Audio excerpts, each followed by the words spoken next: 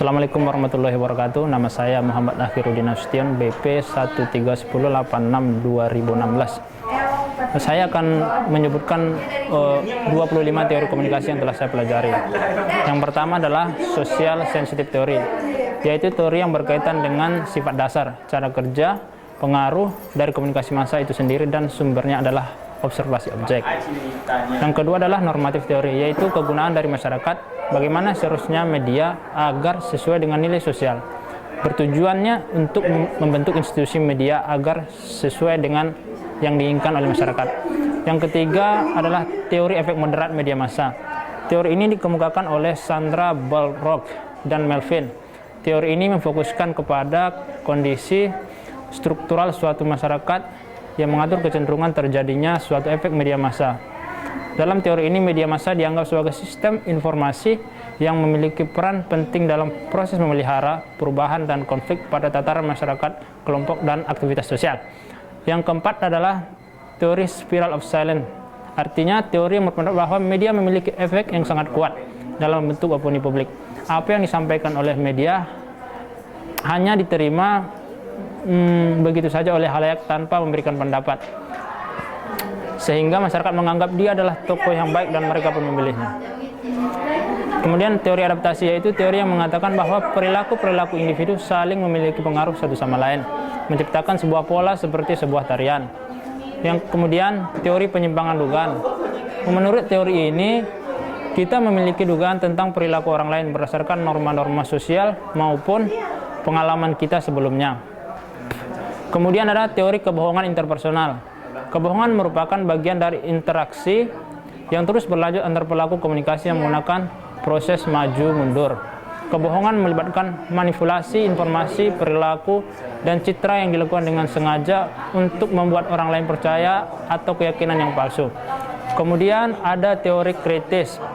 Teori ini menunjukkan kepada kita bahwa bagaimana menggunakan bahasa dalam percakapan yang menciptakan pembagian sosial dan memegang teguh pandangan kesetaraan, membentuk komunikasi dengan memberi wewenang kepada semua kelompok. Kemudian teori budaya pendamping, yaitu merupakan teori mengenai percakapan antara anggota kelompok dominan yang terwakilkan. Teori ini dirancang untuk memfasilitasi pemahaman bagaimana anggota kelompok budaya yang pendamping mengatasi perbedaan budaya mereka dengan yang lainnya. Kemudian teori retorika ajakan. Teori ini menggunakan ide dari sebuah undangan sebagai sebuah mode percakapan.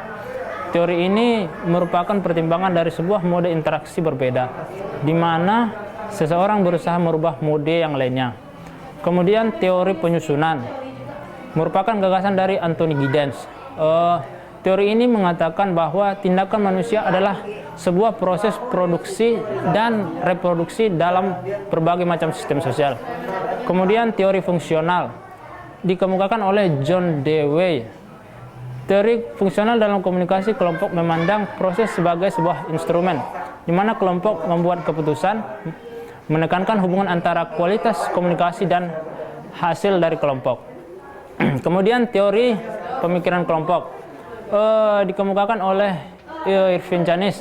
Pemikiran kelompok adalah sebuah hasil langsung terhadap kepaduan kelompok. Kepaduan dapat menjadi hal yang baik karena membawa anggota bersama dan mempererat hubungan antar pribadi.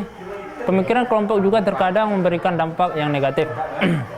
Kemudian adalah teori jaringan. Jaringan merupakan susunan sosial yang diciptakan oleh komunikasi antar individu dan kelompok. Saat manusia saling berkomunikasi, tercipta mata rantai. Mata rantai tersebut merupakan jalur komunikasi dalam sebuah organisasi. Kita selalu ikut serta dalam menciptakan jaringan yang berkembang dengan menempatkan nota amplop antar jabatan, mengangkat telepon, atau berjalan di koridor untuk berbicara dengan pegawai lain. Kemudian adalah teori strukturasi. Teori ini dikemukakan oleh Marshall, Paul, dan Robert. Bagi keduanya, susunan adalah manifestasi atau hasil dari komunikasi dalam organisasi. Susunan organisasi diciptakan ketika individu-individu saling berkomunikasi dalam pusat strukturasi. Kemudian, teori kendali organisasi dikemukakan oleh Philip Tompkins. Teori ini merupakan teori budaya pendamping, yaitu teori mengenai percakapan antara anggota kelompok dominan yang terwakilkan. Teori ini dirancang untuk memfasilitasi pemahaman pada bagaimana anggota kelompok budaya yang pendamping mengatasi perbedaan budaya mereka dengan yang lainnya. Kemudian teori kelompok dinamis. Teori ini dikemukakan oleh Robert Bells yang mengarah pada sejenis pesan yang manusia ungkapkan dalam kelompok dan bagaimana semua ini mempengaruhi peran kelompok dan kepribadian. Kemudian teori kelompok terpercaya.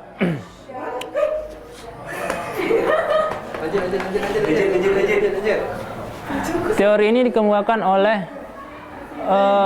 Linda Putnam dan Cynthia Stoll. Kelompok ini memiliki karakteristik anggota kelompok saling tergantung dengan lingkungan. Sebagaimana seorang anggota kelompok, kita jarang mewakili diri kita sendiri. Malahan, kita lebih mempertaruhkan minat orang lain. Minat tersebut akan mempengaruhi apa yang kita lakukan dan yang kita katakan dalam kelompok. Kemudian teori kerja kelompok efektif antar budaya dikemukakan oleh John Otzel. Artinya semua perbedaan budaya mengharuskan komunikasi yang efektif. Budaya campuran dan keragaman kelompok mempengaruhi proses komunikasinya. Kualitas komunikasi mempengaruhi keefektifan. Kemudian teori efek moderat media massa dikemukakan oleh Sandra Ball dan Rock Achan Melvin. Teori ini memfokuskan kepada kondisi struktural suatu masyarakat yang mengatur kecenderungan terjadinya suatu efek media massa. Dalam teori ini, media massa dianggap sebagai sistem informasi yang memiliki peran penting dalam proses memelihara perubahan dan konflik pada tataran masyarakat, kelompok dan individu dalam aktivitas sosial. Kemudian adalah spiral of silence theory, yaitu teori yang berpendapat bahwa media memiliki efek yang sangat kuat dalam membentuk opini publik. Apa yang disampaikan oleh media massa hanya diterima begitu saja oleh khalayak tanpa memberikan pendapat. Kemudian teori kultivasi atau teori penanaman, yaitu teori yang mengatakan bahwa ada penanaman bahwa seolah-olah khalayak tergantung pada media. Teori ini berasal dari penelitian Garner tentang pola menonton televisi di Amerika Serikat. Kemudian adalah teori agenda setting. Teori ini dikemukakan oleh McCombs dan D.L. Shaw. Teori ini menyatakan bahwa media memberikan tekanan pada suatu peristiwa. Lalu media akan mempengaruhi khalayak untuk menganggapnya penting. Jadi apa yang dianggap penting oleh media, maka penting pula dianggap oleh masyarakat. Dalam hal ini, media diasumsikan memiliki efek yang sangat kuat, terutama karena asumsi ini berkaitan dengan proses belajar, bukan dengan perubahan sikap dan pendapat. Sekian, terima kasih. Assalamualaikum warahmatullahi wabarakatuh.